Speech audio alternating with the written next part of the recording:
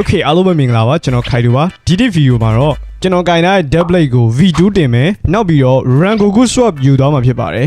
အခုကတော့ကျွန်တော် Doublade V2 လုပ်ဖို့အတွက် C1 ကိုရောက်နေရဖြစ်ပါတယ်ကျွန်တော်ရဲ့ Doublade level က200နဲ့တောင်ရှိနေပါပြီဒီမှာမြင်ရတာကတော့ကျွန်တော်တို့ Doublade V2 လုပ်ဖို့အတွက်လိုအပ်တဲ့ requirement တွေပဲဖြစ်ပါတယ်1000 slot ရယ် Dead A slot ရှိရပါတော့ဒီမှာ Dead A slotဒါတော့ကျွန်တော် V1 ရဲ့ပုံစံကိုအရင်ဆုံးစမ်းပြတာဖြစ်ပါတယ်ဒီကောင်ကကျွန်တော်တို့ Ura 3နားမှာပုံမိုက်တာဗျာဒီမှာ Aura လို့ပဲပြောတော့နော် Ura ဆိုရင်ကြားလို့မကောင်း Aura 3နားရင်တော့ဒီဓာတ်ရဲ့အယောင်က glow effect တွေနဲ့တော်တော်ကြီးလန်းနေဗျမြင်တဲ့အတိုင်းပဲအယောင်တွေတောက်နေရပါတော့ယော့စောင်းမိုက်ကဲတော့ကျွန်တော်ရှည်ဝေးမပြောတော့ဘဲနဲ့ intro လဲကြာနေပြီဆိုတော့ Doublade V2 လောက်လိုက်အောင်နေဦးကတနေရာနဲ့တနေရာသွားရင်တော့တော်တော်ကြီးကြာမှာအဲ့တော့ကျွန်တော်ဒီ Falcon Fruit စားလိုက်မယ် Falcon Fruit စားလိုက်ရင်တော့ကျွန်တော်ဟိုပါဘောနော်ပြန်ပြီးတော့သွားလို့ရတယ် Falcon စားပြီးသွားပြီဆိုတော့လေနဲ့သွားစရာမလိုတော့ဒီမှာ flight ability ပါရောနော်ကဲအတောင်ပံလေးနဲ့ပြန်သွားလို့ရတယ်ဒါပေမဲ့တော်တော်ကြီးနေတယ်ဟာဒါပေမဲ့ပင်လယ်ထဲကသွားရတဲ့ဆိုင်တော့ဒါကပိုကောင်းပါတယ်အခုကကျွန်တော်တို့ Doublade V2 တင်ဖို့အတွက်ပထမအဆုံးအနေနဲ့လိုအပ်တာကတော့ကျွန်တော်မှာ level 300ဖြစ်ဖို့လိုအပ်ပါတယ်ကျွန်တော်ရဲ့ level က1200ကျော်သွားပြီဆိုတော့အဲ့ဒါတော့ AC ပေါ့နော်နောက်ပြီးတော့ Doublade ရှိဖို့လိုအပ်ပါတယ်ပြီးရင်တော့ middle down မှာရှိတဲ့ဒီနေရာကိုလာလိုက်ပါဒီမှာအဲ့အနီရောင်ဝတ်ထားတဲ့ bay ပေါ့နော်ဒီမှာ robot mega လို့ခေါ်တယ်သူ့ကိုကျွန်တော်သွားပြီးတော့စကားပြောရမယ်ဘာညာဘောတည်ရမလားဒါရဲ့ဘာမှတိတ်ပြီးတော့အထိပ္ပယ်မရှိဘူးကျုံးမြန်မြင်တဲ့အတိုင်းဘာမှအတိတ်ပဲမရှိဘူးကျွန်တော်မှာlevel 350လိုတာ sorry level 350လိုတာပေါ့နော်ဒီမှာဗျာသူဘာပြောလဲဆိုတော့သူ့ရဲ့သား Indra ကိုမင်းတွေ့သေးတာတဲ့သူသားကထွက်ပြေးသွားတယ်တဲ့ဘာလို့လဲဆိုတော့ဒီကောင်ငါ့ရဲ့တငယ်ချင်း Mind Game 43နဲ့ cheating လုပ်နေတာငါမိသွားလို့ကွာတဲ့ဘာပြောမှလည်းမသိဘူးနော်ဒါက story game မဟုတ်တော့တွေ့ရမလား developer ကသူတို့ရေးနေတာရှောက်ရေးတာအဲ့တော့ကျွန်တော်တို့ကတော့အဓိက Doublade V2 လုပ်မှာဆိုတော့သူပြောတဲ့သူသား Indra ကိုတွားရှာမှာသူသားတော့ဒီ Snow Mountain တာပါလေကျွန်တော်အဲ့ island နာမည်တော့မမှတ်မိတော့ဘူးဗျာဒီ Yeti ဆိုတဲ့ boss ရှိရဲ့နေရာလေးသိရမလားအဲ့နေရာကိုကျွန်တော်တွားမှာဟိုမှာလမ်းတော့မြင်နေရပြီဒါကို Frozen Village လို့ခေါ်တာကွာငါ Snow Mountain လို့ထင်သွားလောကတလွယ်ကြီးကဲဒီကိုရောက်ပြီဆိုရင်ကျွန်တော်တို့ဒီနားခွေးအိမ်လေးပေါ့နော်အဲ့ဒီကိုရောက်ပြီဆိုရင်ဒီမှာဒီကျွန်တော်ကဆေးမီဝိုင်းကိုရွေးရမယ်ပြီးရင် give nothing ပြီးရင် give good ပြီးရင် you know well sure things bro okay အဲ့ဒါရွေးပြီးပါပြီဆိုရင်ကျွန်တော်တို့ love letter 3မျိုးလိုက်ရှာပဲပေါ့နော်ဒီမှာတစ်ခုရှိရခဏလေးဒီနားမှာတစ်ခုရှိရလျှို့ဝက်တကာဒီအောက်နားလေးမှာထင်တယ်အဲ့ဒါတွေကိုကျွန်တော်တို့ကင်ထားတဲ့ Doublade နဲ့ခွဲရမှာပေါ့ဒီမှာတွေ့ပြီဒီမှာရပြီ okay ဒါတော့ပထမဆုံး love letter ပေါ့ဒီမှာတော့စာရေးထားဒါရတော့ပေါက်ကြရရွေးနေပါပါကျွန်တော်တို့ဖတ်မနေတော့ okay တခုရသွားပြီဆိုတော့နောက်ထပ်2ခုကြံသေးတယ်အဲ့ဒီ2ခုကိုသွားပြီးရှားမယ်ပေါ့နော်အရေးထဲမှာတကားပြန်ပိတ်နေတယ်ကဲကျွန်တော်တို့နောက်တစ်ခုကတော့ Sky Island မှာရှိတယ်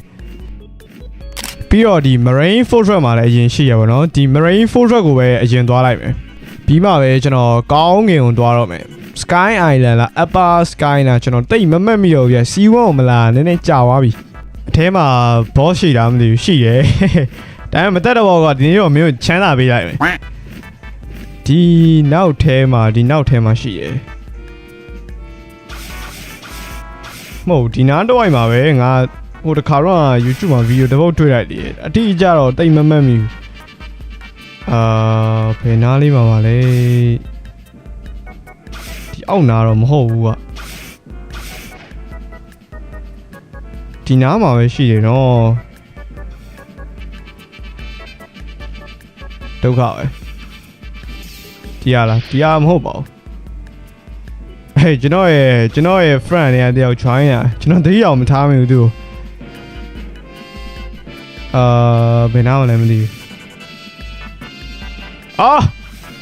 အေးပါကွာငါရှာတော့ဒါကိုတကယ်မတွေ့ဘူးအခုမှတွေ့တယ်ဒီမှာအသေးပုံကြီးကစမ်းကြည့်မျက်လုံးကအသေးပုံလေးတော့တူတယ်သူကလာခဲ့လို့တော့ပြောတယ် okay motherfuck ဒီကမောင်မဲတာပဲကျွန်တော်ဒီမှာမဲမြင်လိုက်ခုံတယ် okay အခုမှတွေ့တော့တယ်ကဲခုဆိုတော့ကျွန်တော်ဟိုပါပေါ့ love letter နှစ်ခုရပါပြီနောက်တစ်ခုကတော့ကျွန်တော်တို့ကောင်းကင်ကျွန်းသွားမယ်ပေါ့နော် Okay ကျွန်တော်တို့ Sky Island ကိုရောက်လာပြီ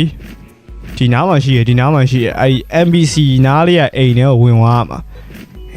ဒီမှာကျွန်တော်တို့ set home point လုပ်တဲ့နေရာပေါ့ဒီမှာကျွန်တော်နောက်ဆုံး left letter ရပါပြီ Okay အဲ့ဒါဆိုရင်တော့ကျွန်တော် left letter 3ခုလုံးရပြီကဲအခုကျွန်တော်လောက်ရမယ့်ဥစ္စာက middle town မှာရှိတဲ့ mega robot mega စီပြန်သွားမှာသူ့အိမ်ကဒီအနောက်နားမှာရှိရပေါ့နော်အစိမ်းရောင်ခေါင်းမိုးထားရဗျာဒီနားမှာ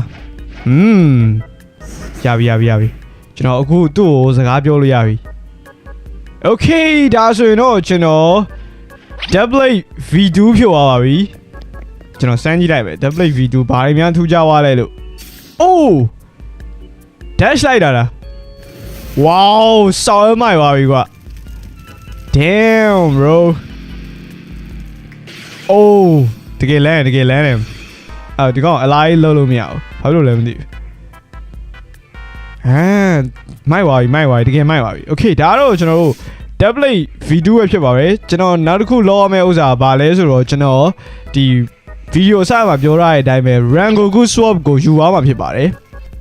Rangoku swap ရဖို့ဆိုရင် Ice Castle မှာရှိတဲ့ Awaken Ice Admiral ပြင်ရမှာပါ Hidden Key ရပြီဆိုရင်ကျွန်တော်တို့ Rangoku swap ရပြီပေါ့နော်ကဲခုကတော့ကျွန်တော်ဗုဒ္ဓပြောင်းလာပြီးတော့ Gravity K နဲ့ Ice Castle ကိုပြင်မယ်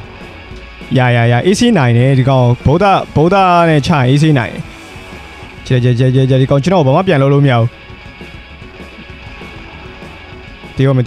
ယ် Okay ရပြီကျွန်တော် library key ပဲရတယ် library key ကတော့ဒီမှာရှိတဲ့အခန်းကိုဖွင့်ရတဲ့တော့ပေါ့နော်ဒီမှာ desktop fighting style ကို V2 တင်လို့ရပါတယ်အခုကတော့ကျွန်တော်က fragment ရောပတ်စံရောမရှိသေးဘူးဆိုတော့မတင်သေးပါဘူးကျွန်တော် Awaken Ice Admiral ကို server host ပြီးတော့တက်မယ်ပေါ့နော်ကျွန်တော်ကဒီ boss day spawn mode အတွက် robot 50မတုံးနိုင်တဲ့အတွက်ကြောင့်မလို့အခုလိုမျိုး server host ပြီးတော့တက်တာဖြစ်ပါတယ်ဒီ server မှာ boss ရှိလားမသိဘူးတော့ကြည့်ရအောင်မယ်ခါကျရင်သူများတက်တာ boss ကမ spawn သေးဘူးထင်းတဲ့အတိုင်းပဲ boss မရှိဘူးနောက်ထပ် server ပေါ့ကွာဒီ server တော့ရှိတော့မယ်ထင်တာပဲလှုပ်ဆန်းပါအခုမှတစ်ခါပဲတက်ရသေးတယ်ဒီဟာရဖို့ကအရန်ကြီးမသေးကြအောင် hidden key ရဖို့က10ခါလောက်တက်မှတစ်ခါလောက်ရမှာဆိုတော့တော်သေးရပါရှိရမလေးကျွန်တော်မရှိတော့ထင်နေရကဲတော့ချလိုက်ရအောင်ဗျာ Ice Admiral တက်တာရမ်းလွယ်တယ်ဗျဗုဒ္ဓ fruit နဲ့ဆိုတကယ်လွယ်ဗျာဒီမှာ M1 နဲ့ခုံနေအောင်ပဲကြည့်လိုက်ဒီကောင်ကျွန်တော်ဘာမှလုပ်လို့မရဘူးကျွန်တော်ဘာလုပ်လို့မရဘူးဒီဘက်တီးရောမယ်ကောင်တီးရောမယ်ဘယ်လောက်မှတော့မကြောက်ဘူးဗျာရှော့ဝိုင်းဘာလည်းမရခုကတော့ကျွန်တော်နောက်တဲ့ server တစ်ခုကိုရောက်ပါပြီတော်တရားဗောဒီမှာရှိသေးလို့ကဲစလိုက်အောင်ဗျာစောနာကကျွန်တော်အပြင်မှာ like user တယောက်တွေ့တာဒီကောင်လာပဲနဲ့တူတယ်ဒီကောင်လာပြီးတော့ကေးကောက်သွားမှာပဲဆိုတာပြောရင်ဆိုရင်ဒီကောင်ရောက်လာရဟေးအကောင်ပြေးပြီပြေးသွားပြီဒီကောင်ကျွန်တော် boss တက်လိုက်ရဆိုရင်ဘာမှမရလိုက်ဘူးဗျအဲ့တော့နောက်ထပ် server ထပ်ပြီးတော့ပြောင်းရအောင်မယ်ဒီ server မှာမရှိဘူးအပေါ်ကြီးပါများရောက်နေတာပဲမရှိဘူးကလောကမရှိဘူးဒုက္ခပဲနောက်ထပ် server ထပ်ပြီးတော့ပြောင်းရလိမ့်ဦးမယ်နောက်ထပ် server ပါလဲကျွန်တော်ကေးလိုက်ပေမဲ့ဘာမှမရလိုက်ပါဘူးဒီ server မှာဗုဒ္ဓ user ရှိရ boss ရှိပါစေပဲဆူတောင်းပါနဲ့ကွာဘာမှမရှိဘူးအပေါ်မှာရှိတာပဲအပေါ်မှာလည်းမရှိဘူးငါထင်တော့အောက်ကကောင်တက်လိုက်ပြီနေတူရယ်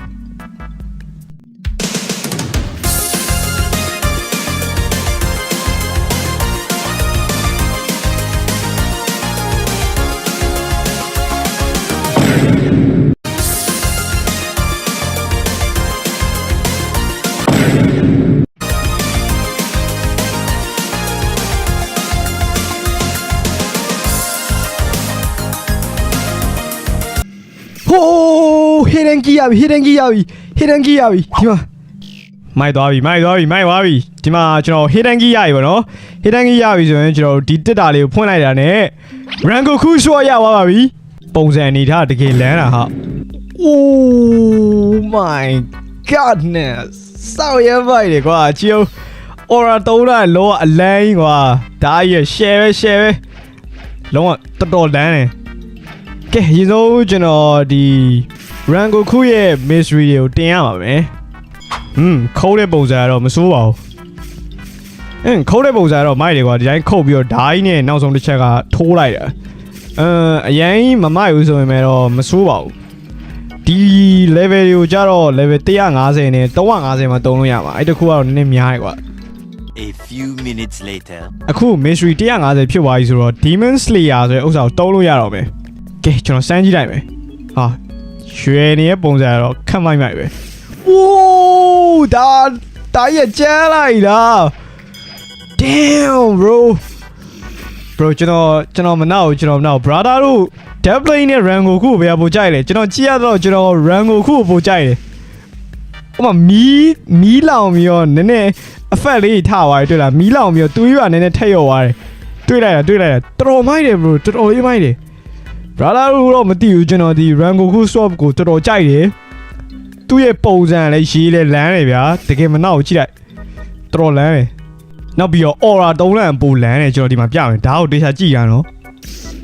အော်စောက်ရမ်းမိုက်တယ်တကယ်စောက်ရမ်းမိုက်တယ်ဒါကြီးကဲအခုကျွန်တော် quest လို့နဲ့ level တော်တော်ကြီးကို fan ထားပါတယ် level 1295တော့ရောက်သွားပြီပေါ့နော်ကျွန်တော် Rangoku ကို mystery တင်နဲ့ fan ထားတာပါနေကျွန်တော် Rangoku ကို V2 တင်လို့ရရလားမသိဘူး V2 တော့မဟုတ်ပါဘူး Rangoku upgrade တင်လို့ရရင်တူတယ်ဒီဘဲယူတစ်ချက်မင်းကြည့်လိုက်မယ်ဒီ blacksmith ဆိုရယ်ဘဲကြီးပေါ့နော်အိုးကျွန်တော် Rangoku V2 တင်လို့ရပြီ Rangoku upgrade တင်လို့ရပြီ upgrade တင်လိုက်ပြီဆိုရင်ကျွန်တော် damage 8% ပို့ပြီးတော့တိုးလာပြီပေါ့နော်ပြီးတော့ upgrade တင်တာမှသိအောင်လို့ကျဲပုံစံလေးနဲ့ပါတယ်ကဲ craft လိုက်တော့မယ်ဒါပဲကျွန်တော်တို့ပို့ပြီးတော့မိုက်သွားပြီပေါ့နော်